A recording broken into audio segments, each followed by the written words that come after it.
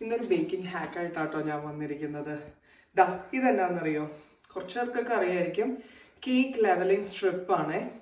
ഇതുണ്ടല്ലോ, നമുക്ക് പലരും ഫേസ് ചെയ്യുന്ന പ്രോബ്ലമാണ്. കേക്ക് ബേക്ക് ചെയ്യുമ്പോൾ അൺഈക്വൽ ആയിട്ട് ഇങ്ങനെ പൊങ്ങിയും താന്നൊക്കെ ഇരിക്കത്തില്ലേ?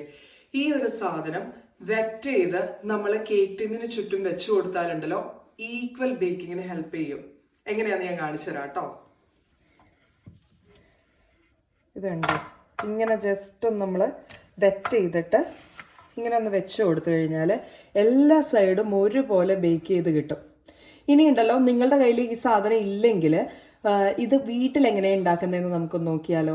നമ്മൾ സാധാരണ കിച്ചൺ ഫോയിൽ എടുക്കുക, എന്നിട്ടുണ്ടല്ലോ നമ്മുടെ വീട്ടിലുള്ള കിച്ചൺ ടിഷ്യൂ ഒന്ന് നനച്ച് ഇങ്ങനെ വെച്ച് കൊടുക്കുക കേട്ടോ. ഇതിൽ ഫുൾ ലെങ്ത്തിൽ വെച്ച് കൊടുക്കണേ.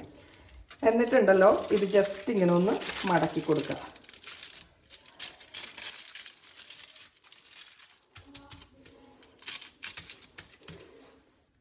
എന്നിട്ട് നമ്മളുടെ കേക്ക് ടിൻ ഇങ്ങനെ എടുക്കുക, ഈ സംഭവം ഇതിൻ്റെ ചുറ്റും വെക്കുക.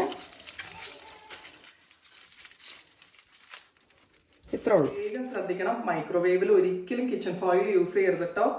ഇത് എപ്പോഴും നമ്മുടെ മെയിൻ ഓവനിൽ മാത്രം യൂസ് ചെയ്യാനേ പാടുള്ളൂ. അപ്പൊ ഈ ഹാക്ക് നിങ്ങൾക്ക് യൂസ്ഫുൾ ആയെന്ന് വിശ്വസിക്കുന്നു.